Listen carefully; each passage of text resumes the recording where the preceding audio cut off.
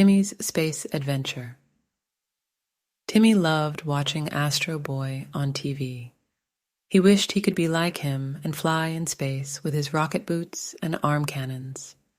He also wanted to meet Dr. Tenma, the genius scientist who created Astro Boy, and learn from him.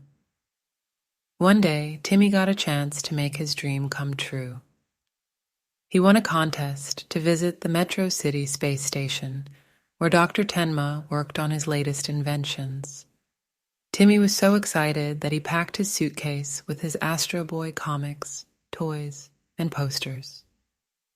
When he arrived at the space station, he was greeted by Dr. Tenma himself. He was a kind and friendly man who wore a white lab coat and glasses. He showed Timmy around the station and introduced him to his colleagues and robots. Timmy was amazed by everything he saw. There were giant telescopes, satellites, rockets, and even a space elevator. He also met Astro Boy, who was Dr. Tenma's assistant and son. Astro Boy was very nice to Timmy and offered to take him on a tour of the solar system. Timmy agreed eagerly and put on a special spacesuit that Dr. Tenma gave him. He followed Astro Boy to a small shuttle that was docked to the station. They got inside and buckled up. "Are you ready for an adventure, Timmy?" Astro Boy asked. "Yes, I am," Timmy said. "Then let's go," Astro Boy said.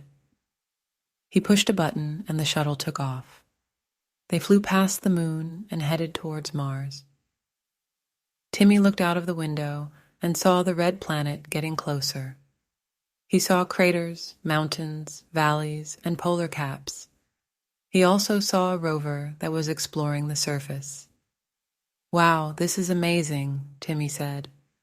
"Mars is the fourth planet from the Sun and the second smallest in the solar system," Astro Boy said. "It has 2 moons named Phobos and Deimos." "Can we land on Mars?" Timmy asked. "Sure, why not?" Astro Boy said.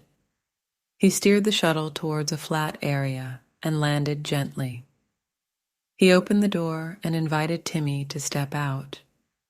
Timmy felt a little dizzy as he got out of the shuttle. He felt lighter than usual because Mars had less gravity than Earth. He bounced around like a kangaroo and laughed. "This is so much fun," Timmy said. Astro Boy joined him and showed him some interesting rocks and fossils. They also saw some signs of water and ice. Mars used to have liquid water on its surface, but it lost most of it over time, Astro Boy said. Some scientists think that there might have been life on Mars in the past. "Really? That's cool," Timmy said. They spent some time exploring Mars and taking pictures. Then they got back into the shuttle and continued their journey. They visited Jupiter, Saturn, Uranus, Neptune, Pluto, and many other planets, moons, asteroids, and comets. They saw rings, storms, volcanoes, geysers, oceans, and icebergs. They also encountered some aliens who were friendly and curious.